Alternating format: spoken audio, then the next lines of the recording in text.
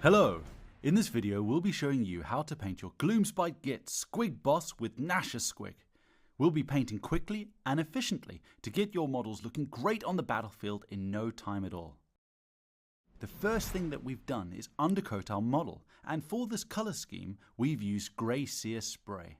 We will also be using Grey Sear out of the pot to tidy up any areas that need it. The paints that you'll need are on screen now. The great thing about this guide is that it brings the model to life using just 10 paints. Remember that these are our recommendations. Feel free to paint your miniatures however you like. If you are new to painting or want to know the paints and techniques used in this video, check out our Citadel Color Painting Essentials videos in the description. So for the first paint, we're going to be using Lead Belcher. Now this is a perfect paint for what we want when doing the metallic areas. It's a base paint, so it has really good coverage. However, just remember to thin it out with a bit of water, because this will stop the paint from being too thick or goopy. Once you've applied it to all the areas that you want to be metallic, let it dry for a bit and then come back and do a second layer. This will help get really good coverage across the model. When applying Lead Belcher, try and be as neat as possible here and keep it on the areas that you want to be metal. This will stop you from having to do any tidying up later with Grey Sear. Lead Belcher is a perfect silver for us because it covers nicely, because it's a base paint, and will also contrast the rest of the colors later on. To do the robe, we will be using Black Legion. This is a fantastic contrast paint that covers really nicely. As you can see here, I've got quite a large dollop of it onto my paintbrush. This will help when applying it over all the areas. Don't be afraid just to push the paint around and make it cover the robe really nicely. In order to reach some of the harder areas, don't be afraid to maneuver your painting handle into different positions in order to get your paintbrush bristles into those areas. As always, if you get some of the paint into areas that you don't want it, you can easily just tidy up using Grey Sear. The reason Black Legion has been used is because it's a contrast paint that has quite a lot of pigment in it and gives really good coverage across the robe, as you can see. The next area that we'll be tackling will be the Git's skin. We'll be using Gut Ripper Flesh. Now this is a very light contrast paint, so before we start, just make sure that your base coat doesn't have any other paints on it. Once you've checked for that, apply Gut Ripper Flesh straight from the pot all over it. Because it's a contrast paint, it will pull away from any of the raised areas and settle in the recesses really nicely, giving you a really nice natural tonal difference. This paint is fantastic for doing the Gloomspite Gits. This is because it has a really nice light finish that adds lots of flavor and character to your models. The next stage, we'll be using Uriel Yellow. We'll use this to do the jaggedy lines on the hood. If doing lines like this seems daunting, you can always practice on some paper like this.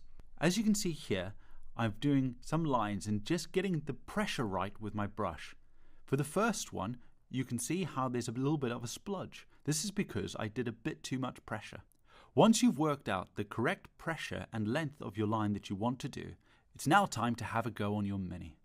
Don't worry, you can always tidy up any mistakes that you've made using Black Legion. A great tip for when you're doing small details on the mini, always try and paint towards yourself like what we're doing here. This will help you control your paintbrush a lot easier than painting away from yourself. Once you've done your first lines, just come back for a second layer if you want to, just to thicken them out.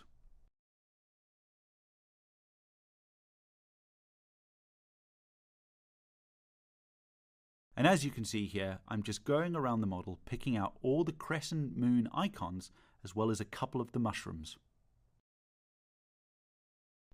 A good tip when doing the eyes on the squig is to hold your breath. This will help to steady your hand when doing small details.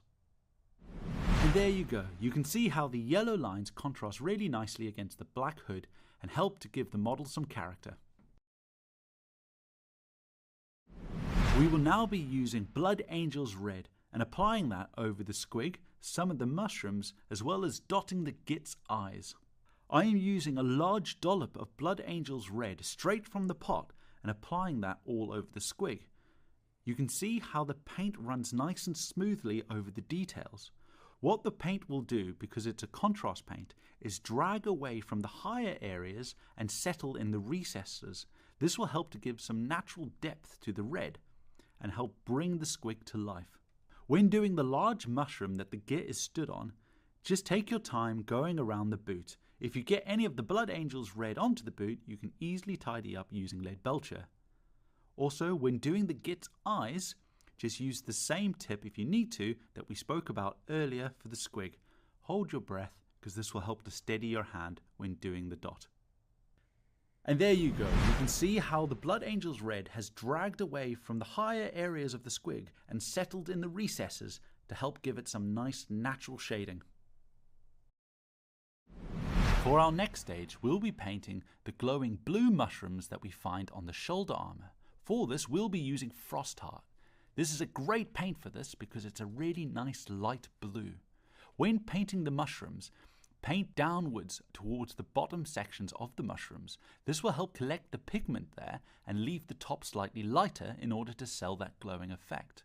Once you have less Frostheart on your paintbrush, then drag it along the outside bits of the mushrooms just on the armor in order to make it look like the blue glow is reflecting off the armor.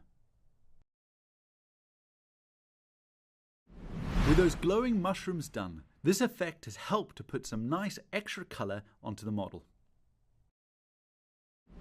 We will now be using Gore Grunter fur in order to paint the rope, leather straps, bag and the weapon handle on the model. If you want to add more depth to your brown areas here, just use Gore Grunter fur again and apply it straight into the recesses. With the Gore Grunter fur applied, our model is starting to come to life. There's not many stages left to do.